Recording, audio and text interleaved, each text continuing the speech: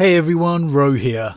Today we're discussing the Ultima Founding, as we ask the question which chapters benefited the most from the birth of the Primaris.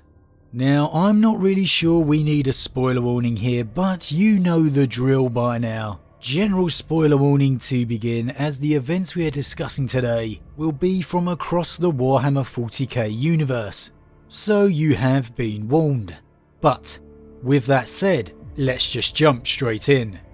Okay, now we know the unveiling of Belisarius Caul's Primaris creations has been the biggest shake-up of the Imperium in its 30 plus years of the tabletop hobby. And today I want to dive in and discuss just which chapters may have benefited the most from their creation. And we'll begin with a few more obvious ones before talking the real larger picture. So, let's begin with the Scythes of the Emperor. This chapter was essentially annihilated by the Tyranids. Its homeworld faced the brunt of Hive Fleet Kraken, and despite a valiant defense, and being the homeworld for a chapter of Astartes, it simply wasn't enough. So overwhelming was the Tyranid advance, its defenders were slain, and its surface stripped bare. Merely a scarce handful of Astartes remained, and the chapter essentially ceased to exist. However, the Ultima Founding has proved to be the Scythes' salvation. Resurrected from death, they've become an entirely Primaris chapter, with the final firstborn of the chapter falling to the remnants of a gene stealer cult, embedded within the serfs of the chapter. So, they truly are a new chapter now. And it's not just in numbers that they've benefited. Belisarius Caul himself has begun the terraforming effort to bring life back to Sofa. The planet will be rebirthed into life once more, as befitting an Astartes homeworld. And whilst this process will take many decades, the chapter has even had the remnants of their orbital station rebuilt and upgraded to be their temporary fortress monastery. So it's hard to argue the Scythes haven't had something of a miraculous salvation here, and you'd be hard pressed to find anything comparing to it. However, a similar situation, though perhaps not quite as a resurrection from the dead, is the Crimson Fists chapter. The history of this embattled chapter is well known. Their homeworld of Rinnsworld invaded by the almighty Orc-War Snagrod. And as if that wasn't bad enough, the Fists' fortress monastery was obliterated by a cataclysmic event within its own defense system, slaying all but 16 of the 600 Marines within, completely obliterating any hope the Fists had of truly claiming victory over the Greenskins. Somehow, however, the barely surviving 200 Marines of the chapter held on for still over 18 months, against all the odds, until ultimately a relief force arrived to turn the siege back in their favour. Though the chapter had survived, it had been mortally wounded, and at the time of the fall of Cadia, the chapter had still not regained its full number.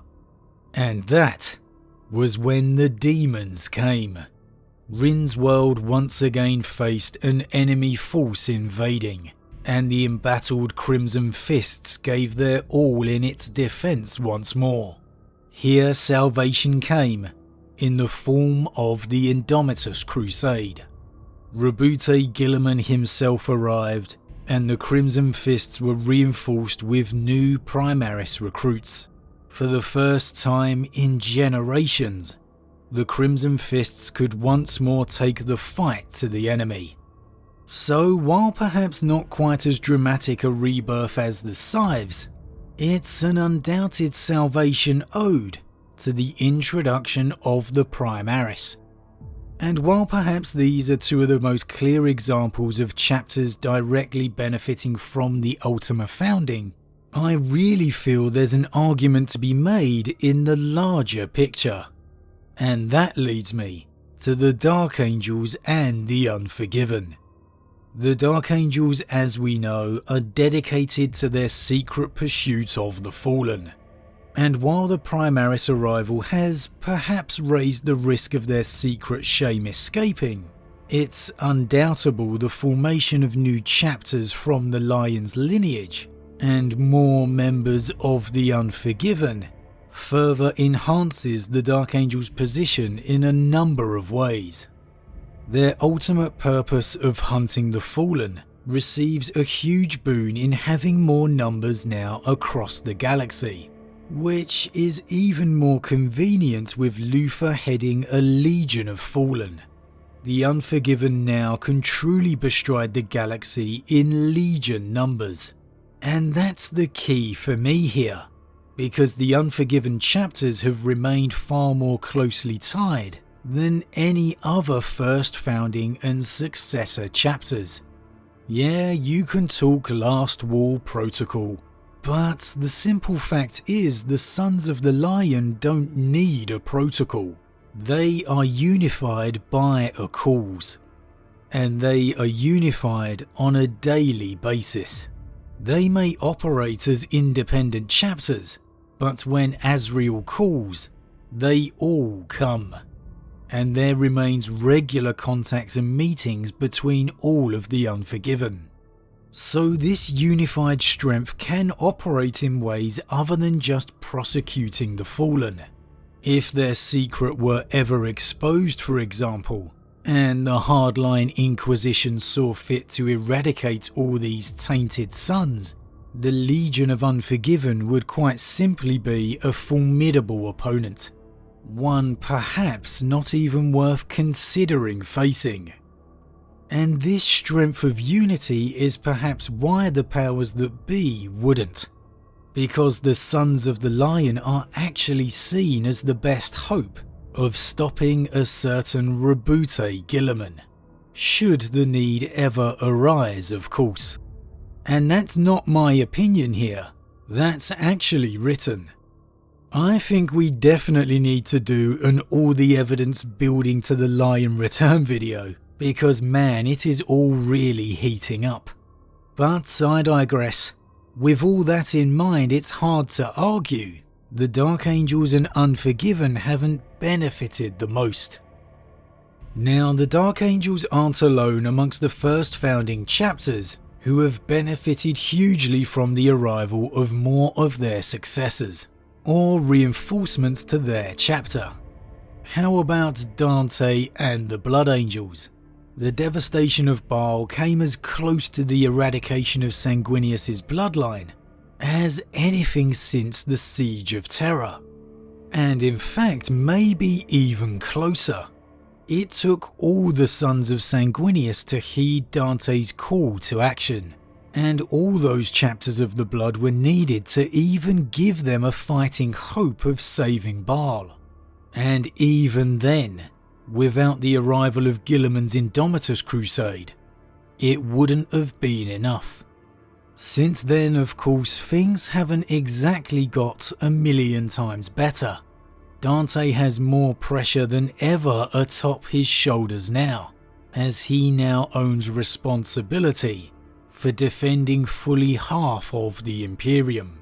The Ultima founding has given the Blood Angels themselves a fighting hope. And in that larger picture, which chapters can he depend on to heed his word the most than other chapters of the blood?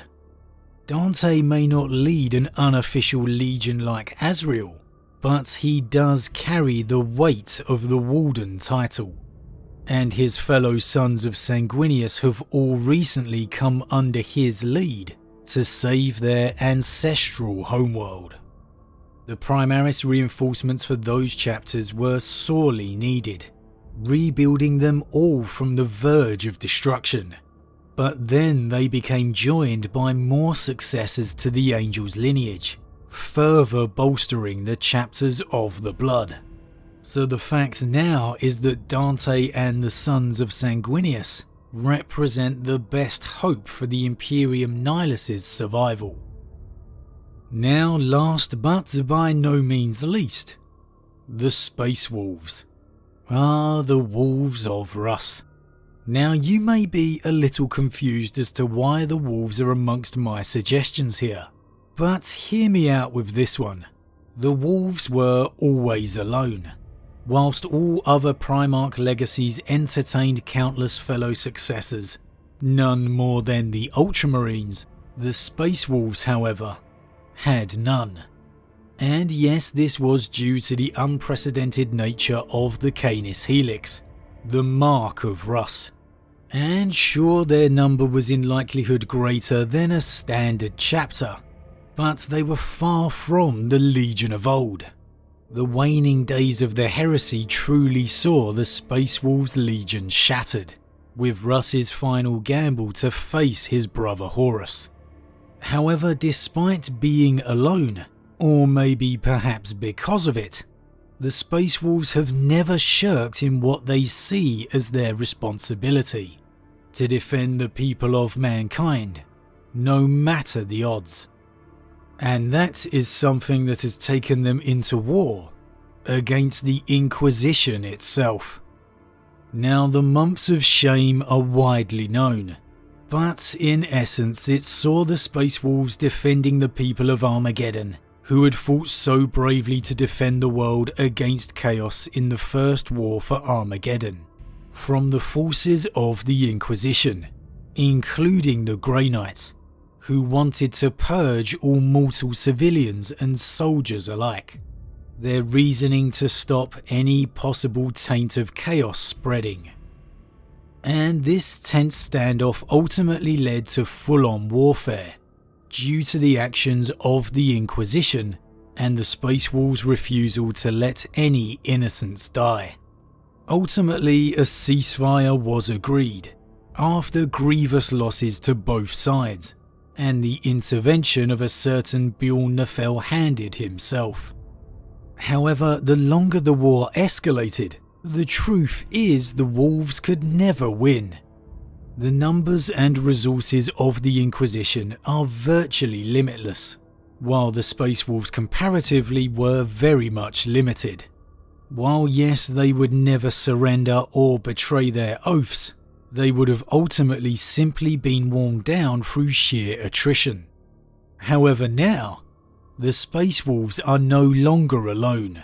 While their successors may not be as widespread as, say, the Ultramarines, the Ultima founding was said to have been an equal founding by lineage, and so now there could well be dozens of Space Wolf successors out there, sons of Russ amid the stars, and no son of Russ would ever ignore the call of Fenris. While yes, still not matching the limitless resources of the Inquisition, taking on the Space Wolves chapter was bad enough. Taking on a legion-sized force of the Sons of Russ, now that's a different proposition entirely. The Inquisition were always expected to return, but thanks to the Ultima founding, they may just decide to let that grudge lie. But as always guys, what do you think? Which chapter do you feel has benefited the most from the Ultima founding, whether directly or in the larger picture? Do you feel it's a chapter with more practical needs such as the Scythes of the Emperor? Or do you see the reasoning behind ones such as the Dark Angels? And what other chapters out there have benefited greatly from the Ultima founding? As always, leave your thoughts in the comments below, I love to read them. Huge thank you to all my subscribers, your support truly means a lot to me, it really does. And if you're new, please consider subscribing to help the channel grow. And if you enjoyed this particular vid, then why not drop a like on it too. But with that said, I am off, and I'll see you all again real soon.